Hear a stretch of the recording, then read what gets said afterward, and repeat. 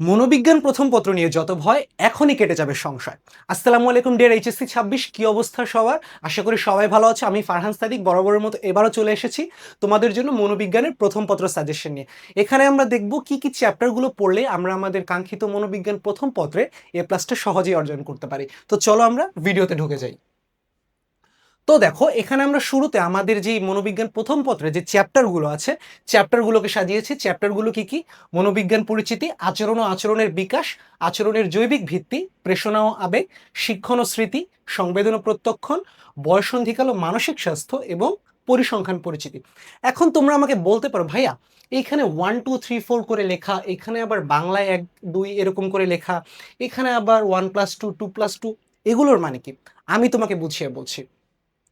আমরা বিগত বছরের বোর্ড কোয়েশ্চেন এবং টেস্ট পেপার অ্যানালাইসিসের মাধ্যমে দেখতে পেয়েছি যে এই যে চ্যাপ্টারগুলো, যেমন মনে করে প্রথম অধ্যায় থেকে তোমার প্রতি বছর বোর্ডে মিনিমাম একটা করে সিকিউ কোয়েশ্চেন থাকছে। অর্থাৎ এইখানে হচ্ছে আমরা বুঝিয়েছি যে তোমার কোন অধ্যায় থেকে মিনিমাম প্রতি বছর কয়টা করে সিকিউ কোয়েশ্চেন থাকছে। সো তুমি যদি বোর্ড কোয়েশ্চেন অ্যানালাইসিস করো বা টেস্ট পেপার অ্যানালাইসিস করো, তাহলে তুমি দেখতে পারবে তোমার মনোবিজ্ঞান প্রথম পত্রে প্রতি বছর তোমার প্রথম অধ্যায় থেকে মিনিমাম একটা করে সিকিউ কোয়েশ্চেন তোমার সকল বোর্ডে থাকছে। এভাবে তোমার দ্বিতীয় অধ্যায় থেকে মিনিমাম একটা সিকিউ কোয়েশ্চেন পাচ্ছ, তৃতীয় অধ্যায় থেকে একটা পাচ্ছ, চতুর্থ অধ্যায় থেকে একটা পাচ্ছ, পঞ্চম অধ্যায় থেকে একটা পাচ্ছ, ষষ্ঠ অধ্যায় থেকেও একটা পাচ্ছ। এখন তোমাদের মনোবিজ্ঞানে কোয়েশ্চেন থাকবে 8টা, সেখান থেকে অ্যান্সার করতে হবে মাত্র 5টা কোয়েশ্চেনের। আচ্ছা, এখন যদি এমন হয় দেখা গেল কোনো পার্টিকুলার অধ্যায় থেকে কোয়েশ্চেন আসেনি, বরং দুটো চ্যাপ্টার মিলিয়ে কোয়েশ্চেন এসেছে, তখন কি হবে? এই জন্য আমরা আরো অ্যানালাইসিস করে এটা বের করেছি যে কোন কোন চ্যাপ্টার মিলিয়ে তোমার বোর্ডে সিকিউ কোয়েশ্চেন করা হয়। সেখানে আমরা দেখতে পেয়েছি যদি বোর্ড কোয়েশ্চেনের ক্ষেত্রে তোমার দুটো চ্যাপ্টার মিলিয়ে সিকিউ কোয়েশ্চেন করা হয়, সেক্ষেত্রে তোমার প্রথম দ্বিতীয় চ্যাপ্টার মিলিয়ে একটা সিকিউ কোয়েশ্চেন করতে পারে যদি ইন্ডিভিজুয়াল কোনো চ্যাপ্টার থেকে কোয়েশ্চেন না করে, অথবা দ্বিতীয় তৃতীয় চ্যাপ্টার থেকে একটা কোয়েশ্চেন করতে পারে, অথবা দ্বিতীয় চতুর্থ চ্যাপ্টার থেকে একটা কোয়েশ্চেন করতে পারে, অথবা দ্বিতীয় যোগ পঞ্চম অধ্যায়ের সাথে একটা কোয়েশ্চেন করতে পারে। অর্থাৎ তোমার যদি কোয়েশ্চেন প্যাটার্ন সম্পর্কে আইডিয়া থাকে যে তোমার কোন কোন চ্যাপ্টারগুলো পড়লে তোমার সিলেবাসটা কমপ্লিট হয়ে যাচ্ছে, সেক্ষেত্রে কিন্তু তুমি তোমার শর্ট টাইমে খুবই একটা গোছানো প্রিপারেশন নিতে পারছো। আশা করি আমরা তোমাদেরকে সুন্দরভাবে একটা আইডিয়া দিয়ে দিতে পারছি যে কোন কোন চ্যাপ্টার থেকে মিনিমাম কয়টা করে সিকিউ কোয়েশ্চেন প্রতি বছর বোর্ড এক্সামে থাকছে। আর যদি ইন্ডিভিজুয়ালি কোনো চ্যাপ্টার থেকে কোয়েশ্চেন না আসে, অর্থাৎ দুটো চ্যাপ্টার মিলিয়ে একটা সিকিউ কোয়েশ্চেন করা হয়, সেক্ষেত্রে তোমার কোন কোন চ্যাপ্টারকে বেশি প্রায়োরিটি দিতে হবে। তোমার প্রথম, দ্বিতীয়, তৃতীয়, চতুর্থ এবং পঞ্চম, অর্থাৎ তুমি যদি তোমার শুরুর এই 5টা চ্যাপ্টার ভালো মতো কমপ্লিট করে যাও, আশা করি এটাই তোমার মনোবিজ্ঞান প্রথম পত্রে A+ পাওয়ার জন্য যথেষ্ট হবে। আমরা কি শুধু এটুকুই দেখে ক্ষান্ত থাকবো? তা কিন্তু নয়। এই যে 5টা চ্যাপ্টার, এই 5টা চ্যাপ্টারের কোন কোন টপিকগুলো আমাদেরকে সবচেয়ে বেশি গুরুত্ব দিয়ে পড়তে হবে, আমরা এখন সেটা দেখব। তো চলো দেখে নিই আমরা। প্রথম অধ্যায়ের ক্ষেত্রে আমাদের প্রথম অধ্যায় যেহেতু ছিল মনোবিজ্ঞান পরিচিতি, মনোবিজ্ঞান পরিচিতির এই অধ্যায় থেকে আমাদেরকে মনোবিজ্ঞানের ধারণা ও পরিসর, তারপরে হচ্ছে মনোবিজ্ঞানের ক্রমবিকাশ, মনোবিজ্ঞানের বিভিন্ন শাখা ও তার পরিধি, জৈব সামাজিক বিজ্ঞান হিসেবে মনোবিজ্ঞানকে ব্যাখ্যা।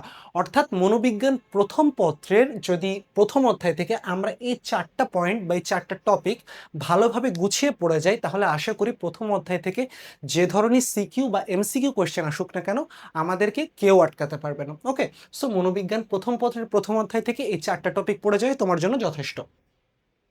এরপর আসো একটু দ্বিতীয় অধ্যায়টা দেখি। দ্বিতীয় অধ্যায়, দ্বিতীয় অধ্যায়টা ছিল তোমার আচরণ ও আচরণের বিকাশ। এই চ্যাপ্টার থেকে যদি আমরা আচরণের ধারণা, তারপরে হচ্ছে আচরণের উপর প্রভাব বিস্তারকারী উপাদান সমূহের বিবরণ, তারপরে হচ্ছে তোমার আচরণের উপর প্রভাব বিস্তারকারী উপাদানসমূহ জানার মাধ্যমে নিজের ও অপরের আচরণ ব্যাখ্যা, তারপরে হচ্ছে তোমার ব্যক্তির বুদ্ধিবৃত্তিক, আবেগীয়, সামাজিক ও নৈতিক বিকাশের ধারা, এবং তোমার নৈতিক ও অনৈতিক আচরণের পার্থক্য, এবং তোমার ব্যক্তিগত জীবনের নৈতিক আচরণ চর্চায় উদ্বুদ্ধকরণ। অর্থাৎ আমরা যদি 1 2 3 4 5 6 অর্থাৎ দ্বিতীয় অধ্যায় থেকে যদি এই 6টা টপিক পড়ে যাই, তাহলে কিন্তু আমাদের দ্বিতীয় অধ্যায়টা একদম সুন্দরভাবে কমপ্লিট হয়ে যাচ্ছে। অর্থাৎ তোমার দ্বিতীয় অধ্যায় থেকে যদি কোনো সিকিউ বা এমসিকিউ কোয়েশ্চেন করা হয়, সেটা কিন্তু সবসময় এই টপিকগুলোর ভেতর থেকেই করা হয়। ওকে, সো দ্বিতীয় অধ্যায়ের জন্য আমাদের এই 6টা টপিক পড়াই এনাফ। এরপর আমরা যদি তৃতীয় অধ্যায়ের দিকে যাই, তৃতীয় অধ্যায় আমাদের কি কি পড়তে হবে? তৃতীয় অধ্যায় আমাদেরকে স্নায়ুতন্ত্রের ধারণা, এটা কিন্তু বেশ গুরুত্বপূর্ণ। এইটার থেকে কিন্তু প্রতি বছরই কোয়েশ্চেন আসে, এইটা কিন্তু তোমরা একটু বেশি গুরুত্ব দিয়ে পড়বে। এরপরে হচ্ছে তোমার কেন্দ্রীয় প্রান্তীয় স্নায়ুতন্ত্র, এটাও গুরুত্বপূর্ণ যেহেতু তোমার স্নায়ুতন্ত্রের সাথে কানেক্টেড। এরপরে তোমার চিত্রের সাহায্যে অন্তঃক্ষরা গ্রন্থিসমূহ চিহ্নিতকরণ, এটাও মোটামুটিভাবে গুরুত্বপূর্ণ। এটা থেকেও কোয়েশ্চেন আসে। তারপর হচ্ছে তোমার আচরণের উপর অন্তঃক্ষরা গ্রন্থিসমূহের প্রভাব। অর্থাৎ তুমি যদি তোমার মনোবিজ্ঞান প্রথম পত্রের ৩য় অধ্যায় থেকে এই ৪টা টপিক যদি সুন্দরভাবে বুঝে পড়ে যেতে পারো, আশা করি তুমি এখান থেকে সিকিউ কোয়েশ্চেন তো কমন পাচ্ছই, প্লাস তোমার এমসিকিউতেও কিন্তু তুমি একটা সুন্দর মার্কস ক্যারি করতে পারবে। ওকে, সো ৩য় অধ্যায় কমপ্লিট করার জন্য এই ৪টা টপিক যথেষ্ট। এরপরে কি আছে? এরপরে আমরা যদি একটু চতুর্থ অধ্যায়ের দিকে তাকাই, চতুর্থ অধ্যায় হচ্ছে আমাদেরকে প্রেষণা ও আবেগ নিয়ে কথা বলে। সো এই চ্যাপ্টারে আমাদেরকে প্রেষণার ধারণা ও আচরণের সাথে সম্পর্ক নিয়ে হচ্ছে পড়াশোনা করতে হবে। তারপর তোমার প্রেষণা চক্র, আচরণের উপর প্রেষণার প্রভাব, এরপরে হচ্ছে তোমার আচরণের জৈবিক ও সামাজিক প্রেষণাসমূহ, তারপরে হচ্ছে আবেগকালীন পরিস্থিতির ধারণা, এরপরে তোমার আবেগের ধারণা, তারপরে হচ্ছে তোমার আবেগকালীন সময় শারীরিক আচরণগত পরিবর্তনসমূহ চিহ্নিতকরণ এবং নিজের আবেগকে প্রয়োজন মতো নিয়ন্ত্রণ। অর্থাৎ তুমি যদি এই চতুর্থ অধ্যায় থেকে মোটামুটিভাবে এই 5টা টপিক পড়ে যেতে পারো, তাহলেই হচ্ছে তোমার মনোবিজ্ঞান প্রথম পত্রের চতুর্থ অধ্যায়ের প্রিপারেশন একদম ফুললি কমপ্লিট হয়ে যাচ্ছে। এরপর আসলে আমরা একটু পরের চ্যাপ্টারটা দেখি। পরের চ্যাপ্টারে কি আছে? পরের চ্যাপ্টার হচ্ছে তোমার শিক্ষণ ও স্মৃতি। এই চ্যাপ্টার থেকে তোমার অবশ্যই শিক্ষণের ধারণাটা সম্পর্কে জানতে হবে, কেননা যেহেতু এটা চ্যাপ্টারটাই শিক্ষণ সম্পর্কে। তারপর হচ্ছে তোমার বুদ্ধিবৃত্তিক শিক্ষণের ধরন, তারপরে হচ্ছে তোমার শিক্ষণ ও কার্য সম্পাদনের পার্থক্য সমূহ, এরপরে তোমার স্মৃতি সংগঠনের প্রক্রিয়া, তারপরে হচ্ছে তোমার স্মৃতিকে উন্নত করার কৌশল, বিস্মৃতির কারণ এবং তোমার মনে রাখার প্রক্রিয়া সমূহ, বাস্তব জীবনে প্রয়োগ এবং তোমার তাৎক্ষণিক স্মৃতির প্রসরণ নির্ণয়। স্পেশালি তাৎক্ষণিক স্মৃতির প্রসরণ নির্ণয়, এই কোয়েশ্চেনটা কিন্তু খুবই খুবই খুবই গুরুত্বপূর্ণ। একটু আগে যেমন আমি তোমাকে বলছিলাম যে হচ্ছে স্নায়ুতন্ত্রের গঠন, তারপরে কেন্দ্রীয় প্রান্তীয়, ওই কোয়েশ্চেনটা যেমন ইম্পর্টেন্ট, ঠিক একইভাবে তোমার এই তাৎক্ষণিক স্মৃতির প্রসরণ নির্ণয় এইটাও কিন্তু তোমার খুবই গুরুত্বপূর্ণ। অর্থাৎ তুমি যদি মনোবিজ্ঞান প্রথম পত্রের পঞ্চম অধ্যায় থেকে মোটামুটিভাবে এই 6টা টপিক কমপ্লিট করে যাও, তাহলেই তোমার একদম পঞ্চম অধ্যায়টা ভালোভাবে ক্লিয়ার হয়ে যাচ্ছে। ওকে, এরপরে হচ্ছে আমাদের ষষ্ঠ অধ্যায়।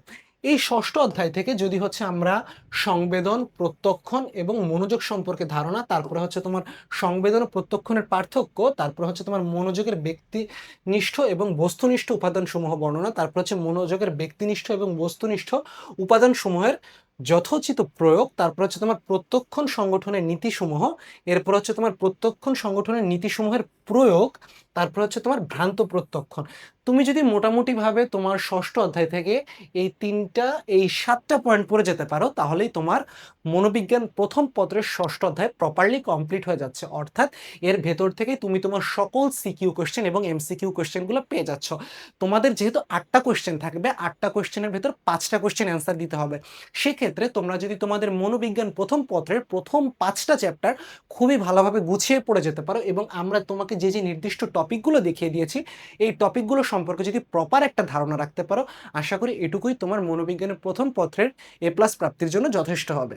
তো দেখা হচ্ছে তোমাদের সাথে রেজাল্টের পরে। আসসালামু আলাইকুম।